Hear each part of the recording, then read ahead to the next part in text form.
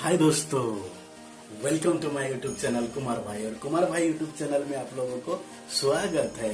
तो दोस्तों, आज मैं आप लोगों को एक सुंदर सा एक नया वीडियो दिखाने लेके जा रहा हूँ। तो चलिए, आज उड़ीसा पुरी का रथ यात्रा दिखाने में आप लोगों को ले जा रहा हूँ।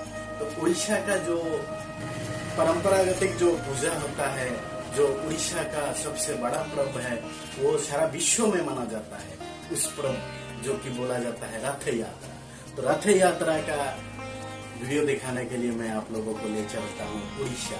तो चलिए दोस्तों, देखते हैं आज का दिन भगवान श्री जगन्नाथ जी ने अपना बड़ा भाई बलभद्र और बहन सुभद्रा के साथ, ऐसा एक पर्व है जो कि उसी एक दिन, आज का दिन भगवान श्री जगन्नाथ जी ने भक्तों को दर्शन देने के लिए स्वयं आ जाते हैं। भक्तों का समय, बाकी समय में हम लोग खुद मंदिर जाते हैं, लेकिन आज का दिन एक ऐसा अनोखा दिन है, इतना सुंदर दिन है, इतना विशिष्ट दिन है, जो कि आज का दिन भगवान श्री जगन्नाथ जी ने भक्तों को दर्शन देने के लिए मंदिर से बाहर निकल के अपना गुंडीचा मंदिर जाते हैं। तो दोस्तों चलिए, आज मैं आप लोगों को लेके चलता हूँ उड़ीसा का जगन्नाथ जी का रथ यात्रा देखने। तो दोस्तों, आप लोग मेरे साथ इस वीडियो में बना रहिए, जगन्नाथ जी का दर्शन कीजिए और प्यार से बोलिए जय जगन्नाथ स्वामी नयन पथगामी। भारत के प्रमुख पर्वों में से एक पर्व है रथ यात्रा। देश भर में इस पर्व को श्रद्धा तथा हर्षोल्लास के साथ मनाया जाता है। इसका सबसे भव्य आयोजन उड़ीसा राज्य के जगन्नाथपुरी में देखने को मिलती है। पुरी स्थित जगन्नाथ पुरी मंदिर भारत के प्रसिद्ध मंदिरों में से एक है। यहाँ भगवान श्री कृष्ण, बलराम और उनकी बहन देवी सुभद्रा की पूजा की जाती है। ये रथ यात्रा आषाढ़ माह के शुक्ल पक्ष की द्वितीय तिथि और आरंभ होती है। इस दिन भारी संख्या में भक्तगण रथ यात्रा उत्सव में शामिल होने के लिए देश विदेश से पुरी आते हैं। पुरी में जगन्नाथ का रथ यात्रा का भव्य आयोजन होता है। तो चलिए, आज मैं आप लोगों को बताने जा रहा हूँ रथ यात्रा का इतिहास। भारत में आषाढ़ माह के शुक्ल पक्ष की द्वितीय तिथि और रथ यात्रा का पर्व भव्य तरीके से मनाया जाता है। माना जाता है कि ये भारत की सबसे प्राचीनतम पर्वों में से एक है। रथ यात्रा का कार्यक्रम भव्य तरीके से आयोजन किया जा रहा है और इस दौरान विभिन्न स्थलों पर मेले और नाटकों का भी आयोजन किया जाता है। इसमें से पूरी हुगली जैसे स्थानों पर होने वाली रथ यात्रा में भारी संख्या में श्रद्धालु हिस्सा लेते हैं। पुरी में रथ यात्रा के इस पर्व का इतिहास काफी प्राचीन है और इसकी शुरुआत गंगा राजवंश द्वारा सन 1150 में की गई थी। ये वह पर्व था जो पूरे भारत में पुरी की रथ यात्रा के नाम से प्रसिद्ध हुआ। इसके साथ ही पाश्चात्य जगत में एक पहला भारतीय पर्व था जिसके विषय में विदेशी लोगों को जानकारी प्राप्त हुई। इस त्योहार के विषय में मार्को पोलो जैसे प्रसिद्ध यात्रियों ने भी अपने वृत्तांत में वर्णन किया। चलिए जानते हैं रथ यात्रा क्यों मनाया जाता है। हिंदू पंचांग के अनुसार आषाढ़ माह के शुक्ल पक्ष की द्वितीय तिथि और रथ यात्रा का पर्व मनाया जाता है, अर्थात यात्रा निकलती जाती है। इस पर्व की उत्पत्ति को लेकर कई सारी पौराणिक और ऐतिहासिक मान्यताएं तथा कथाएं प्रचलित है। एक कहानी के अनुसार राजा इंद्रद्युम्न अपने परिवार सहित नीलाचल सागर, वर्तमान उड़ीसा का क्षेत्र में है, तो नीलाचल सागर के पास रहते थे। एक बार समुद्र में उन्हें एक विशालकाय लकड़ी तैरती हुई दिखाई दी।